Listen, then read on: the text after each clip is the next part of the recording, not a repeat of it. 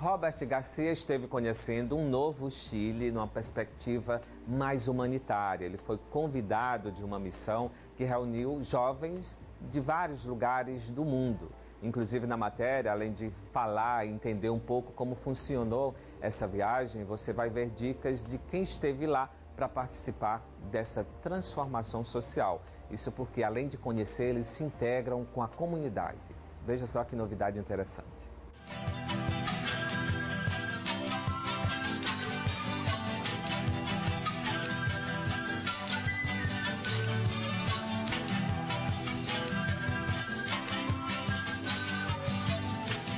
E agora chegou a vez de conversarmos um pouco sobre viagem, só que uma viagem especial. O Robert Garcia é o nosso convidado para dividir com vocês momentos bem interessantes de uma missão humanitária. O destino foi o deserto do Atacama, no Chile. Eu quero saber, Robert, como foi interagir com o mundo dentro dessa vibe mais solidária, mais humanitária. Primeiramente, agradecer o carinho do convite para poder compartilhar com todo o público do Inside sobre essa missão humanitária durante esses 10 dias que eu pude vivenciar no deserto do Atacama. É uma experiência muito enriquecedora, tanto quanto político quanto ser humano, porque a gente convive com os extremos, do fogo ao gelo, do quente ao frio, as adversidades de... A gente vive num mundo moderno em que a gente tem acesso a tudo. E quando você vive durante 10 dias sem acesso à internet, sem telefonia celular ou até telefonia fixa, sem nada que o mundo globalizado hoje em dia nos proporciona. E dedicado a uma causa, que é a causa social. Sim, como é que foi interagir com essas comunidades? 10 cidades, 7 cidades? Isso, foram 10 cidades que nós visitamos, que compõem todo o deserto do Atacama. O deserto do Atacama é uma região pouco olhada pelos políticos, pelos governantes do Chile. Então, quando a gente chegou para lá, de início eles meio que se assustaram, tipo jovens de 12 países lá, juntamente com os chilenos, que são altamente acolhedores, que fomos para lá para quê? Para ajudar numa catástrofe que teve, que é uma catástrofe natural que eles já estão acostumados a lidar, mas não deixa de ser algo que choque, porque com essas catástrofes eles sofrem com os terremotos, né, os abalos sísmicos. Então, consequentemente, crianças ficaram órfãs, cachorros ficaram sem donos, casas foram destruídas, porque com o terremoto fez com que as águas dos rios subissem e com isso ela criou uma espécie de vapor que, somado com o frio do topo das montanhas, fez com que o gelo descesse e isso causou uma avalanche de lama. E essa avalanche... Que acontece muito, né? Muito. E a gente foi justamente num período que é muito mais atípico de se ter uma ação humanitária. E que díspare nessa geografia, porque tem os Andes e tem o deserto. E engraçado, porque quando você vai... Frio, muito calor extremo. Muito calor extremo. Então você para chegar em Santiago, você atravessa a Cordilheira dos Andes. Então a Santiago é cercada pela cordilheira, então é muito bonito. Você vê a cidade ali cercada pelo gelo, pelas montanhas que circundam toda a cidade, e aí você atravessa tudo aquilo e você começa a ver o seco, o nada. E como é que o ser humano sobrevive? A ausência de vida, a não ser esses humanos sobreviventes lá, né? Esses guerreiros, porque assim, você conseguir vivenciar dentro de um deserto é algo assim que é surpreendente. Eu não acreditei que eu fosse conseguir, quando eu me deparei com esse choque de realidade, conviver durante 10 dias no deserto, no meio do nada. E aí, de repente, você vê uma comunidade, aí você vai visitando as comunidades. E o que mais engraçado, a forma acolhedora. Pois é, eu queria saber justamente como é que eles receberam vocês. Eles foram muito... Que tipo de serviços vocês ofereceram, além dessa ajuda? Né? Nosso principal objetivo era trabalho. Eram 12 jovens de 12 países, eu representando o Brasil, nós tínhamos a Venezuela, nós tínhamos o Peru, tínhamos a República Dominicana, El Salvador, Equador, nós tínhamos a Argentina, Bolívia, Paraguai, Uruguai e tínhamos o México e um representante da Alemanha, que foi o único país que não fazia parte da América Latina que se fez presente representando o continente europeu. E o que mudou na sua vida após essa vivência, Robert? Foi eu acredito, assim, transformador, nossa, né? Eu acho que foi uma imersão total e um desprendimento total de muita coisa que a gente dá valor e que na verdade não representa nada. Porque eu acho que a maior lição quem não nasceu para servir, não nasceu para viver.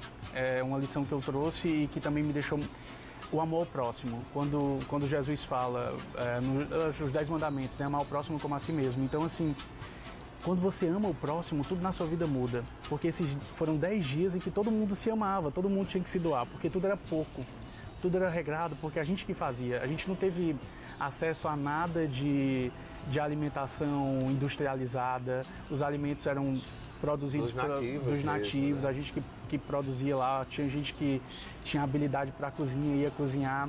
Eu fiz algo que eu nunca tinha feito na minha vida, que foi trabalho mesmo, tirar lama, varrer, pintar, uma interação, tudo em grupo. Isso é muito gratificante, porque isso une. Então a gente convivia 24 horas do dia junto, então a gente tinha que dormir, todos dormiam em sacos térmicos, então era um do lado do outro para poder aquecer, em torno de uma fogueira, porque era muito frio e a gente congelava, porque mesmo com o saco térmico, frio à noite, né? Durante o dia, calor extremo.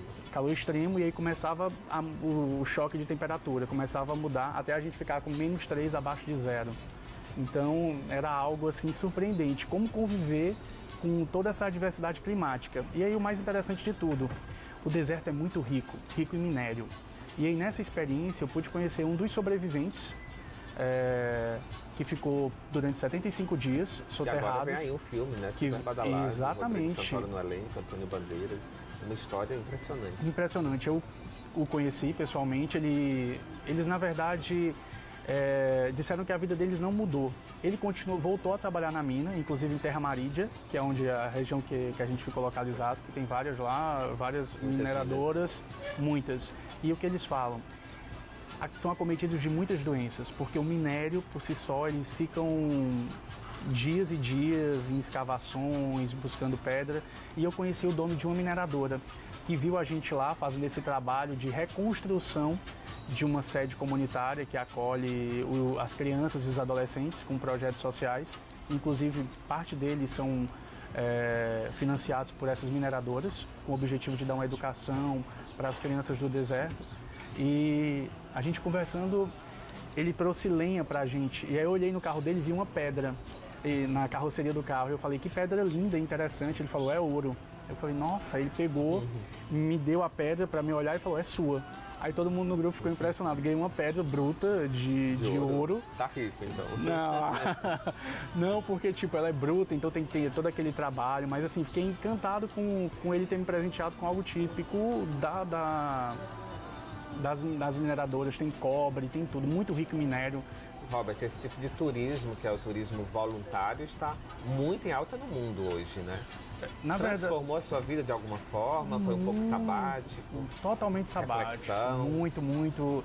A gente chorava muito. Eu fiquei muito sensibilizado com os cachorros que perderam seus donos. Então, assim, às vezes eu deixava de me alimentar. E eles também sentem, né? Para dar comida para eles. E, assim, a gente caminhava no meio do nada do deserto, eles acompanhavam. Então, assim, eu fiquei tão encantado, com carinho e, tipo, a carência deles. Eles não tinham mais dono. E eu fiquei muito sensibilizado com isso. A gente chorava muito. Quando a gente foi se despedir, eles falaram que a gente era a alegria deles, os nativos do deserto do Atacama. Os cachorros acompanharam o ônibus que nos levou. E claro que você chorou muito. Muito, né? Ainda choro quando eu lembro, porque é algo tão mágico, tão único. E eu acho que todo mundo precisa desses momentos, para a gente poder dar valor um pouco mais à vida, um pouco mais ao próximo. É realmente assim, Ivanildo, você sai outro. Hola amigos de Brasil, mi nombre es Rafael Gómez de El Salvador, director departamental de la Juventud. Tuvimos la oportunidad de estar con Robert en los trabajos de invierno 2015 Chile. Tuve la oportunidad de participar, de convivir con Robert al sur de Chile, en Atacama, Tierra Amarilla. Tuvimos una convivencia enorme con mi hermano Robert. Participamos, hicimos ayuda humanitaria. Tuvimos ese privilegio de poder servirle a nuestros hermanos chilenos, poder ayudar, poder trabajar con la juventud de Chile. Tuve el privilegio de estar en la misma comunidad con Robert García, trabajando en la comunidad Simón Llévenes. Estuvimos participando con los jóvenes chilenos. Bueno, la experiencia fue bastante enriquecedora. ¿Para qué? Me ayudó, como le decían mis amigos, me ayudó a humanizarme un poco más porque estar en lo que es en la ciudad, vivir en los objetos materiales, la verdad es algo que nos va endureciendo como personas, ¿no? Pero al momento de estar ahí con la gente, no hay nada más enriquecedor y humilde que compartir con lo poco que tienes, ¿no? Y enfocándonos un poco más en lo que era la UPLA, quiero destacar un poco también a Robert, que nos ayudó bastante a integrarnos, y la verdad una persona bastante amable, bastante sociable, y eso nos ayudó a todos. La verdad, el primer día él fue el que nos integró, y gracias a él fue que nosotros nos pudimos explayar hablando, y bueno, básicamente eso. Hora do cafezinho, bate-papo com Robert Garcia, falando sobre turismo voluntário pelo mundo, uma experiência que valeu a pena, né, Robert? Muito enriquecedora. Eu aconselho a todos que, se tiverem uma oportunidade, não abram mão. Você poder ajudar. E outra, você não precisa ir para outro país para fazer isso. Você pode fazer aqui no seu próprio país, no seu próprio estado. Então, agora a gente vai falar sobre literatura. Eu queria que você falasse sobre poesia, que você gosta. Pois é, a poesia me encanta. Eu acho que na arte eu estava, na arte eu me encontrava, na arte eu me encontro. Então, filosofar no dia a dia, continuo escrevendo, pretendo até o fim do ano lançar pensamentos filosóficos, e também, concomitantemente a isso, eu quero fazer uma exposição desses meus 31 anos de vida de colunável. Eu tenho todos os jornais que eu saí, todos, inclusive Inside faz parte. Então, assim, que a gente vai mostrar isso, viu? E detalhe, não é recorte, eu tenho um jornal por inteiro, então é a página. Então, o que eu quero convidar? Como é que você guarda tudo isso, então? Todos os jornais, eu pego a página que eu saí inteira, tipo Inside, saí no Inside, eu espero a outra vez que eu saio no Inside, eu junto, boto frente e verso, mando emplastificar para evitar com que o jornal envelheça e também fique aquela fuligem do jornal, e eu fui acumulando. Então, eu tenho uma mala de viagem grande, repleta de mais de 200 jornais. E o que é que mais interessante? Muitas pessoas que saíram nos jornais comigo, eu não conhecia à época, e hoje eu as conheço, fazem parte da minha vida. Então é interessante como o mundo, ele casa as pessoas. Então, assim, as pessoas que eu saí há 5, 6 anos atrás, que eu não conhecia, hoje em dia fazem parte do meu ciclo de amizade. Então, assim, o universo, ele conspira a favor. Você não imagina que uma pessoa que você está no jornal hoje... encontros, né? Encontros e desencontros. Né? Então, assim, vai ser uma passagem muito gostosa de se ver. Porque o que é que eu quero convidar? Eu quero convidar aquelas pessoas que estão nos jornais comigo e que hoje fazem parte do meu ciclo de amizade. Muita gente bacana. Que bacana, a ideia é ótima, viu? E agora vamos falar de poesia. Esses são os livros indicados pelo Robert, começando com Arnaldo Antunes. É um livro novo de poesia dele. Sim, super recente, que é Agora Que Ninguém Precisa de Si. Companhia das Letras, sim, só Companhia lembrando das a indicação. Letras, muito bom o livro. E aproveitar, deixa e ler um trecho do livro, que seria: desarmar o mar, derramar o mar, rumar ao mar, urrar ao mar, desarrumar. Ótimo, né? Fantástico. Então aqui ele consegue... O Arnaldo, para mim, ele consegue de uma forma eu gosto muito. Como casada. Poeta eu não conhecia, mas é um grande compositor. Esse aqui é um clássico. Esse, né? Já sei pode dizer que é um ícone, né, da literatura, que é Manuel de Barros. Poesia completa. Que é da Leia, né? Da Leia, fantástico esse livro.